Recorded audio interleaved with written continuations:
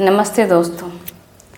पहले ही बारिश में रामलला जी का छत टप टप होने लगा और दूसरी तरफ आखिर ऐसा क्या हो गया है, बीजेपी वालों के खिलाफ सारे साधु संत खड़े हो गए और अब वो कह रहे हैं कि 2027 के चुनाव में हम सबक सिखाएंगे भारतीय जनता पार्टी को। और दूसरी तीसरी तरफ ये कह लें आप कि एक योजना बनाया जा रहा है सीएम योगी आदित्यनाथ जी को हटाने की। तो ये चल क्या रहा है आखिर अयोध्या में, ऐसा हो क्या रहा है? अयोध्या के पुजारी ने बताया कि पहले ही बारिश में मतलब पानी टप टप शुरू होने लगा। कुछ आरोप लगाए। जो भी मंदिर बन गए हैं जहाँ रामलला विराजमान हैं और जो आगे भी जगह बनी है उसमें एक ही पहली वर्षा में ही पानी चूने लगा, अंदर पानी भर गया था। इस पर ध्यान देना चाहिए कि जो बना है उसमें कौन सी कमी रह गई है जिसके कारण से पानी चू रहा है। इस पर जो बना है उस पर भी ध्यान देना चाहिए और ये बहुत ज़रूरी है। पानी वगैरह भी नहीं निकल पा रहा है। पानी निकलने का जगह नहीं है और कल तक पानी ऊपर से चूता भी है। ये समस्या जो है इसका समाधान पहले आजे कल में सोच करके उसको निश्चित कर लें। बड़ी बात तो यहाँ पे ये है कि मंदिर, अयोध्या मंदिर का कॉन्ट्रैक्ट गुजरात के हाथों में दिया गया था। वही गुजरात जिसे प्रधानमंत्री मोदी जी कहते हैं मॉडल ऑफ गुजरात। तो फिर अयोध्या का ऐसा हाल क्यों, ये सवाल है। आखिर ऐसा क्यों?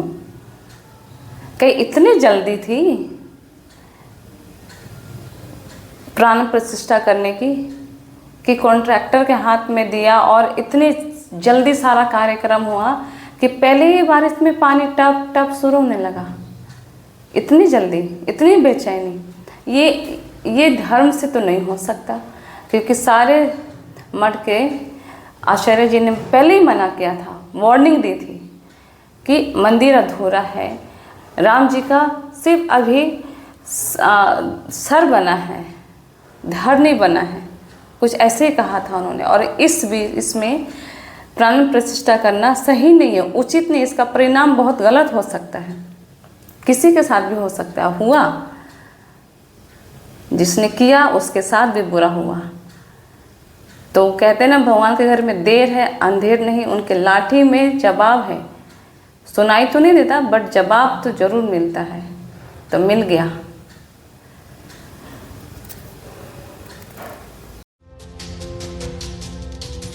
बरखा आई दुई पुल बहिगा तोहरे पूत का ठेकेदारी जियो बहादुर खद्दरदार।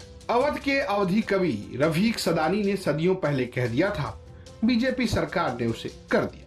ये जो गड्ढे आप देख रहे हैं वो चाँद की खूबसूरती नहीं है, ये जो गड्ढे आप देख रहे हैं ये रामपथ के विकास की तस्वीर है। पहले इस गोलाकार गड्ढे को देखिए, ये पूरे ज्यामिति को अपने पैमाने पर फिट कर रही है, इतना गोल कि आप गोलाकार से भी इसे ना बना पाए। वहीं जरा इस दूसरे गड्ढे का रुख कर लीजिए। जी हाँ, यही जिसे आप सड़क पर पोखरा समझ रहे हैं वो एक सरकारी गड्ढा है जिसमें एक कार मड़िया मार रही है। और अगर आप सोच रहे हैं कि छोटे पोखरे का निर्माण अयोध्या के विकास करने वाले इंजीनियर्स ने किया है, तो नहीं भैया, इसके लिए बस उन्होंने खराब सड़क बनाई है, बाकी सारा काम बारिश ने किया है। अभी तो कायदे से मानसून भी नहीं आया है, पहली बारिश में विकास की परत उड़ गई है। फिलहाल अब इस परत से उखड़ रही सरकार की इज्जत को गिट्टियों से पाटा जा रहा है। और श्री राम मंदिर में जब प्राण प्रतिष्ठा कार्यक्रम हो रहा था उसके ठीक पहले सड़क का निर्माण हुआ था और ये राम पथ पे अब जगह जगह गड्ढे बन गए हैं और जगह जगह सड़कें जो हैं बैठ गई हैं। से चलता है तो अभी सिर बना ही नहीं, अभी केवल धड़ बना है और धड़ में ही आप प्रतिष्ठा कर देंगे तो ये तो हीनांग हो गया ना, जिसको हम लोग विकलांग कहते थे और मोदी जी ने कह दिया है कि नहीं विकलांग मत कहो, दिव्यांग कहो। तो आज की तारीख में दिव्यांग मंदिर है। दिव्यांग मंदिर में भगवान को, सकलांग को कैसे प्रतिष्ठित कर सकते हैं? जिनके सकल अंग हैं, कोई अंग कम ही नहीं है, वो तो पूर्ण पुरुष है ना।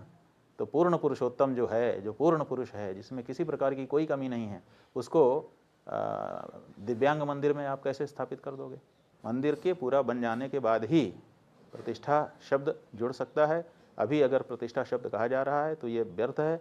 अभी कोई प्रतिष्ठा वहाँ नहीं हो सकती है, और अगर हो रही है तो करने वाला तो कुछ भी बलपूर्वक कर लेता है। तो अभी क्या कहा जाएगा इस पूरे कार्यक्रम का? ये कोई आयोजन है, ये प्राण प्रतिष्ठा नहीं हो सकती है, क्योंकि विकलांग शरीर में हम दैवी बल से बोल रहे हैं। जो ये राजनीतिक हिंदू हैं इनकी संख्या नगण्य है। 10 करोड़ अमित शाह बताते हैं प्रेस कॉन्फ्रेंस करके कि मिस कॉल का एक प्रकरण चला करके हमने 10 करोड़ लोगों को सम्मिलित कर लिया है। तो 10 करोड़ भाजपाई हो गए। कितना वोट मिलते हैं? 21 करोड़ कितने मिले हैं? जो भी मिले हैं उतना तो इनको वोट मिला, उतने लोग इनके हो गए। इसके अलावा उसी में सब इनका परिवार आ गया। बाकी जो हिंदू हैं वो कहाँ गए? वो तो सनातनी हैं, वो तो गुरुओं के आदेश को मानते हैं। तो अगर हाँ ठीक है, हमको प्रोटोकॉल आपने नहीं दिया है, हमारे प्रोटोकॉल को जो परंपरा से चला आ रहा था उसको आपने छीन लिया है। आप दलाई लामा को प्रोटोकॉल देते हैं जो कि हिंदू धर्म का गुरु नहीं है। आप राम जी के मंदिर में शंकराचार्य को नहीं बुलाते हो, आप दलाई लामा को बुलाते हो। ये क्या है? दलाई लामा कैसे हिंदू धर्म के कार्य में सम्मिलित होंगे? तो आप दलाई लामा को वो महत्व देते हो, आप शंकराचार्य को वो महत्व नहीं देते हो। ठीक है, आप कह रहे हैं कि 2019 में उनके खिलाफ हमने एक व्यक्ति खड़ा कर दिया। बिल्कुल खड़ा किया था। क्यों खड़ा किया? आप हमारी परिस्थिति तो समझो। हमने इसलिए खड़ा किया कि ये विश्वनाथ कॉरिडोर बनवा रहे थे और कॉरिडोर के नाम पर 150 मंदिर लगभग तोड़ दिए गए। मंदिर ही नहीं तोड़ दिए गए, उनके अंदर की मूर्तियों को भी तोड़ दिया गया। तोड़ ही नहीं दिया गया, उनको मलबे के अंदर फेंकना शुरू हो गया। तो हमने ये सब दृश्य देखा। उनमें हमारे पौराणिक मंदिर थे, उनमें 2-2 हज़ार, 500, 800, 1-1 हज़ार साल पुराने मंदिर थे और हमारी आस्था से जुड़े हुए थे। काशी की जो प्रदक्षिणाएँ होती हैं उनसे जुड़े हुए मंदिर थे। उन सब मंदिरों को तोड़ करके फेंक दिया गया। तो हमको अच्छा नहीं लगा। हमको लगा कि औरंगजेब से हम क्यों नफरत करते थे, इसी कारण से। और अगर यही काम हमारा भाई कर रहा है, हमारी बहन कर रही है, तो हम उसको कैसे बख्श दें? हम कैसे उसको निर्दोष मान लें? तो जो नफरत उनके लिए है मूर्ति तोड़ने वाले के कारण, वही नफरत इनसे हमकी होनी चाहिए। न्याय के यही है। तो हमने, लेकिन हम ये चाहते थे कि जनता जान जाए इस बात को कि ये हो रहा है, क्योंकि वहाँ पर घेरा लगा दिया गया था, किसी को जाने नहीं दिया जाता था और ये सब हो रहा था। तो हमने सोचा, अखबार छाप नहीं रहे थे, एक अखबार ने एक लाइन नहीं छापा, 1.5 साल काम चला और एक टेलीविज़न ने नहीं दिखाया। तो एक ही रही कि भाई मोदी जी धर्म के व्यक्ति माने जाते हैं, धार्मिक माने जाते हैं, तो उनके सामने संतों को खड़े होने की क्या ज़रूरत पड़ी? तो जब वो खड़ा होगा तब वो अपनी बात कह पाएगा कि मंदिर तोड़े गए, मूर्तियाँ तोड़ी गईं, हमारे धर्म की हानि हुई, इसीलिए हम खड़े हैं। तो इसके लिए हम खड़े हो रहे थे, उसको खड़ा कर रहे थे, बिल्कुल सही है। और लेकिन उसके नामांकन में कोई गलती नहीं थी, फिर भी खारिज कर दिया। तो जब कोई हिंदू सेंटिमेंट की रक्षा ही नहीं कर रहा है तो हम उसके विरुद्ध बिल्कुल खड़े होंगे।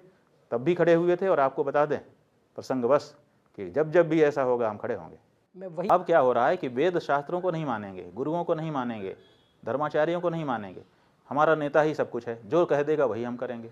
ये भावना भर के हिंदुओं को पटरी से उतारा जा रहा है।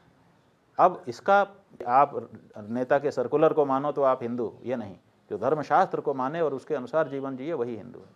तो आप कह रहे हैं कि एक राजा है। देखिए, हक हमारा है, क्योंकि पहले से शंकराचार्यों का ट्रस्ट बना हुआ था, लेकिन उस ट्रस्ट को हटा करके और बिना कारण बताए हटा करके, जो रामालय ट्रस्ट, तो उसमें देश के सबसे बड़े बड़े जो धर्माचार्य थे, 4 शंकराचार्य, 5 वैष्णवाचार्य, 13 अखाड़ों के प्रमुख, सब उसमें थे। ऐसे ट्रस्ट को हटा करके और अपने कार्यकर्ताओं का ट्रस्ट प्रधानमंत्री जी ने बनवा दिया। 5 अगस्त को जब ये 2020 में शिलान्यास कर रहे थे प्रधानमंत्री जी कि ये मुहूर्त अच्छा नहीं है, सही मुहूर्त में करो, तो इन्होंने जिद कर दी। आपके पास पैसे की कोई कमी नहीं थी, आपके पास विशेषज्ञों की कोई कमी नहीं थी, आपके पास L&T जैसी विश्व स्तर की निर्माण कंपनी थी, आपके पास सोमपुरा जैसे लोग थे, आधा पत्थर आपका पहले ही 20 साल में तराशा जा चुका था, सब कुछ आपके पास था, 2-2 डबल इंजन की आपके पास सरकार थी, क्या कमी थी? फिर भी 4 साल में आप एक मंदिर नहीं खड़ा कर पाए, अधूरे मंदिर में प्रतिष्ठा करने के लिए चल पड़े हो। तो हम ये स्पष्ट करना चाहते हैं कि ये गलत मुहूर्त में किए गए शिलान्यास का फल है, जिसके कारण आपको इतना देर लग गई, अन्यथा सब अनुकूलता हो जाती और मंदिर समयावधि के पहले खड़ा हो जाता। तो मुहूर्त में वो शक्ति होती है, जिस समय में हम शुरू कर रहे हैं अगर वो समय सही है तो फिर वहाँ से सब चीज़ निकल कर सही चली आती है। तो इसीलिए मुहूर्तों का महात्म्य होता है भैया। अब इसीलिए हम लोग कह रहे हैं कि आगे कोई कुफल ना मिल जाए। अभी जैसा बताया गया है कि अगर शिखर और ध्वज के विहीन मंदिर में प्रतिष्ठा की गई तो वो मूर्ति जो है वो दिखेगी राम की, लेकिन उसमें असुर होगा, आसुरी शक्ति आके बैठ जाएगी। पुरी के शंकराचार्य जी महाराज ने भी ये बात बताई है। तो ऐसी परिस्थिति में हम वहाँ जाएंगे, पूरे देश का व्यक्ति जाएगा, वहाँ पर फूल फल श्रद्धा भक्ति सब चढ़ाएगा और वो सब बल उसको मिलेगा, आसुरी शक्ति को। तो आसुरी शक्ति की विशेषता क्या है कि वो हमारे ऊपर कृतज्ञता नहीं दिखाएगा कि तुमने हमारी पूजा की, हमको दिया है। वो हमसे लेता रहेगा और जब हम नहीं देना शुरू करेंगे छड़ बैठेगा। तो ऐसी परिस्थिति में हम अपने ही द्वारा बल दे करके अपना ही अकल्याण करें, अपने ही पैर पे कुल्हाड़ी मारती ना आ जाए। आप कहने की कोई विपत्ति ना आ जाए, उसमें राक्षसी जो शक्तियां हैं उनको बल मिलेगा। ये शास्त्र साफ कह रहा है। शास्त्र कह रहे हैं।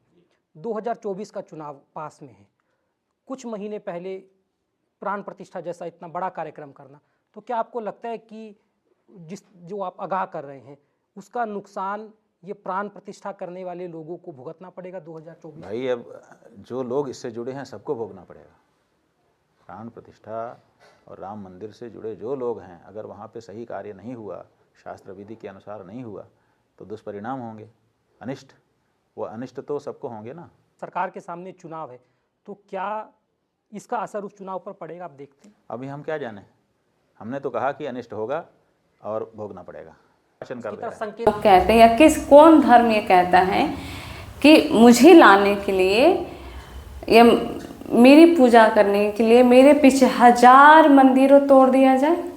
मंदिर ही नहीं, मंदिर के अंदर जो मूर्ति है उसको भी तोड़ दिया जाए और बेघर को बेघर कर दिया जाए, तो बद्दुआ तो लगेगी।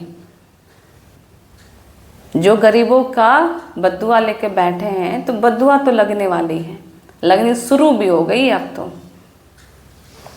तो आज के लिए बस इतना ही। अगर आपको मेरा वीडियो अच्छा लगा हो तो प्लीज़ मेरे वीडियो को लाइक और सब्सक्राइब जरूर कीजिएगा। नमस्ते, जय श्री राम।